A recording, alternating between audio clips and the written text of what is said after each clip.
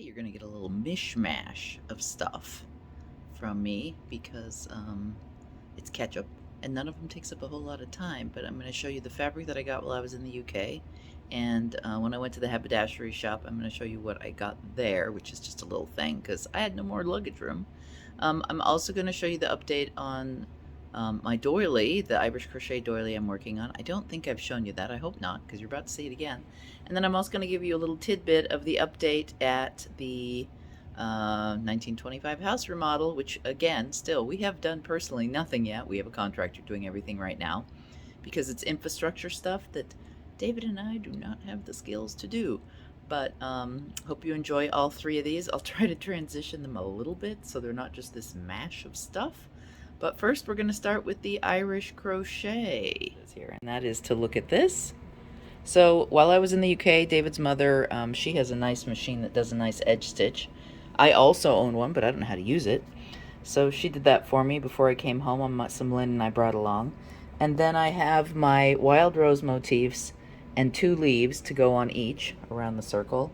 And then I also have... Alright, so the stuff I brought back from the UK. First I'm going to start with the gift I brought back for my grandson, because this morning when I was getting ready to videotape and show you the pleater that I brought back, I happened to open the box. Thank you for prompting me to talk about the pleater, because apparently we had stashed some of my grandson's haul from the UK, or his present from the UK, into the pleater for protection, and it was there and I couldn't find it. I've been like emailing Jean saying I don't know what happened to these crisps. But in the UK, chips are called crisps. I brought him back some Walker's prawn cocktail chips. They supposedly taste like shrimp. Not on my list of things. And it just so happened that they blew up. They smell like vinegar. They blew up in the plane. So these are one of the gifts I brought him back. I also brought him back some hula hoops. 2 salt and vinegar, 2 original, and 2 cheese and onion. These are potato rings, and they're kind of like Pringles, but they're more dense. I like them, they're good, but I only like the originals. I don't like the other 2 flavors.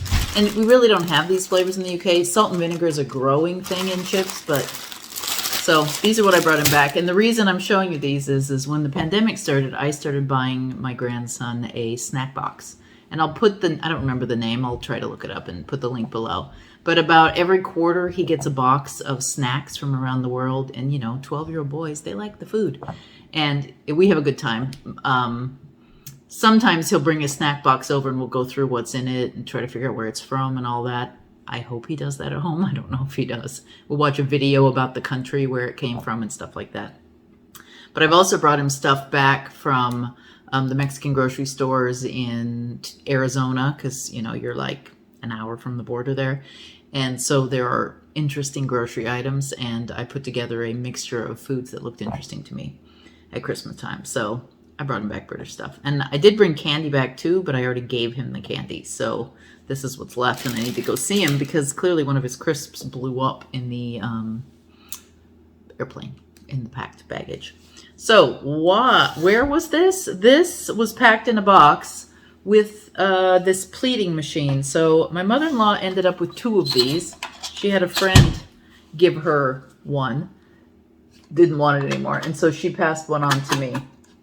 And the way a pleater works is that there are needles. See these? These are all sewing needles positioned in here. And what you do is you take your piece of fabric that isn't pleated and you feed it into the machine. And I'm going to have to hold this up for you because I cannot move that phone or you'll be shaking all over the place. You feed your fabric into the machine, and having threaded all the needles that will hit this fabric, you start cranking it like this. You got to roll the right way. I was putting it backwards.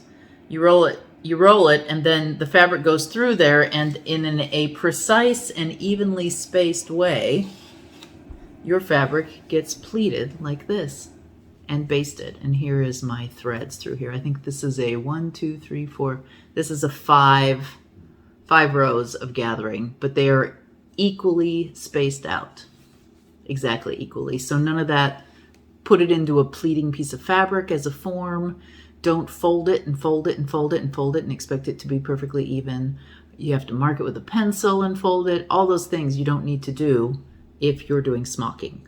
So I was telling her that I was going to bring fabric so that we could smock it, and then I'd bring it home and mess with it and make underwear or make a blouse or something. Well, she goes, oh, well, I have a spare spleeter. I'll just send you home with the pleater. And it's a good thing, too, because we only got basically 2 things done. We gallivanted around a lot. I like gallivanting around, so that's okay. We got to see lots of stuff, as you saw some of. So anyway, this is my played one. And then what I would do with this is even these out as much as I want, pull them open as much as I want, and then you embroider across, or you can just sew across, and you can stabilize your pleats so that they stay stable. I have not put up the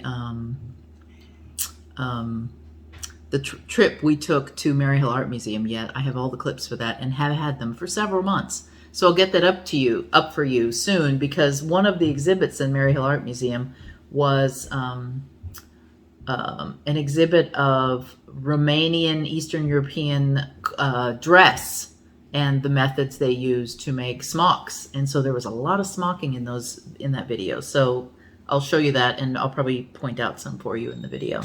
So smocking, that's one of the things I brought back. And then I also brought back, oh, you're going to wiggle a little bit. I also brought back fabric. So I'm going to show you the fabric I brought back.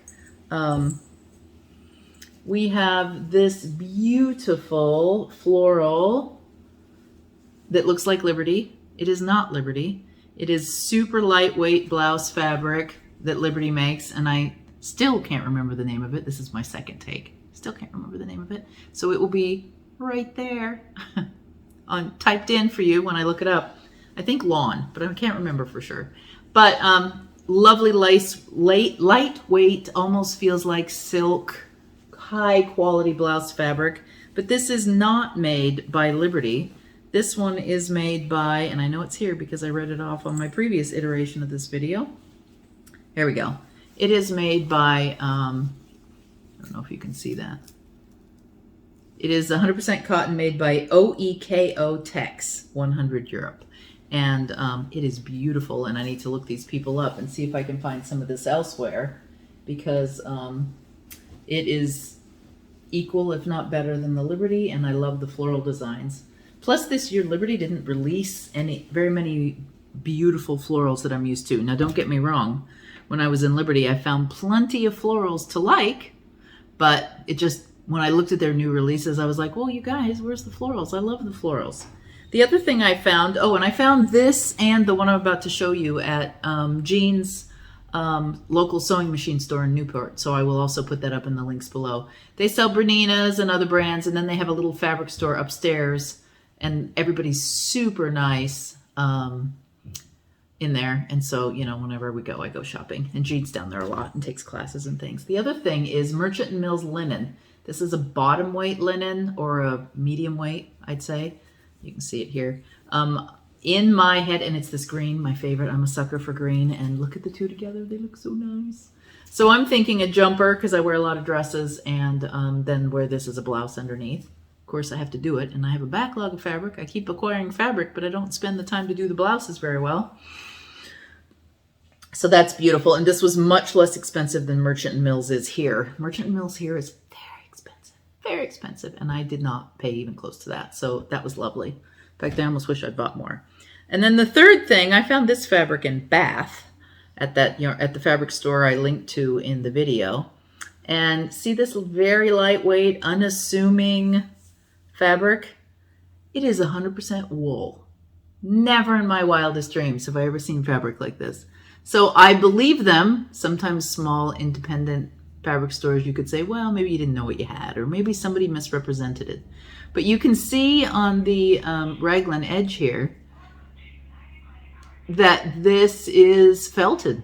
So I believe that it is wool. And my thought for this is maybe a 1920s dress. They did a lot of very lightweight dresses like this, and you wear it over an underdress. The next thing is Jean sent me home, and Jean had acquired these, not me. These are Liberty's quilting cotton. So it's 100% cotton, but it's the heavier weight. It's not the lawn. And you can see, I'll show you how heavy it is. I'll still use it. It doesn't matter to me what it is, but I'll still use it. So we have that little teeny floral. We have this nice blue design. Very pretty floral. Another floral. A large scale floral, which is good because I don't very often do a very good job with my florals. This is my favorite, and so I tend to buy a whole bunch of this scale, and sometimes that's a problem.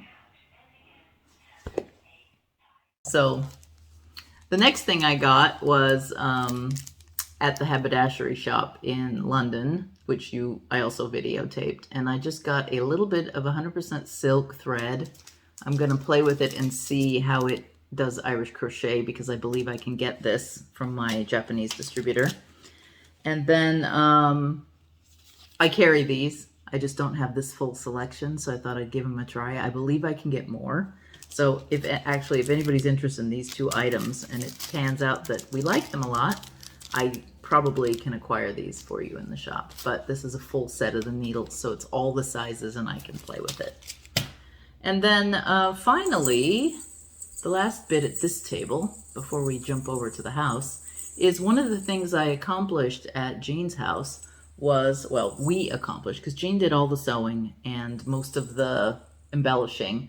All I basically did was string up the jingle bells, and she went over all of I hand stitched some of these on, but she went over it with decorative stitching. But we made a little doll-sized jingle dress for my granddaughter. I think I videoed earlier that I had made her a child-sized jingle dress because she was totally into jingle dance and powwows and all that, and we're Native American. So I made her that jingle dress with no pattern, just winging it, and found the jingles and hundreds of jingles, tied them on and crimped the ends. But we did not have any doll-sized jingles. So what we found is, these are, I don't think they're even metal, I think they're plastic, but we found these barrel beads and then attached a jingle bell to it. And that was a way to anchor both the ribbon and to get the jingle we were after. So I have yet to see her since we got home, so I've saved this for her, and when I see her next, I'll give it to her. I also got her a magazine. I got all my other grandkids a magazine because the UK has the best magazines ever. I believe we've talked about that too. So yeah, that is basically most of what I brought home from the UK. You've seen the sewing machines. That was the heaviest to carry. And then I also got some bobbin lace stuff that I will show you in a bobbin lace themed video. Jean gave me most of her bobbin lace kit because she said she's not going to do it anymore. So she sent me home with some lovely spangled bobbins where she used beads from her mother's jewelry and some pillows and things like that. So I'll show you that, not next video, but at some point a bobbin laced video.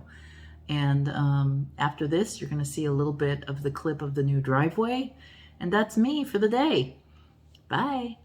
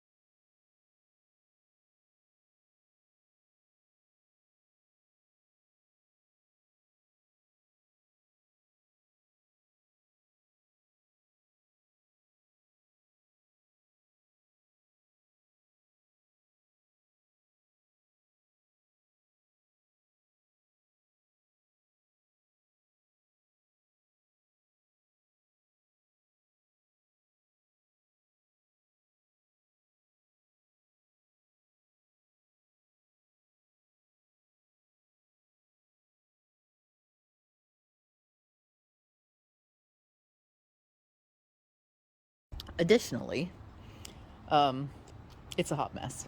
So, you know, whenever you buy a new sofa, it makes all the rest of your furniture look shabby and you didn't think they looked shabby before? Yeah, that's how I'm feeling right now about our siding.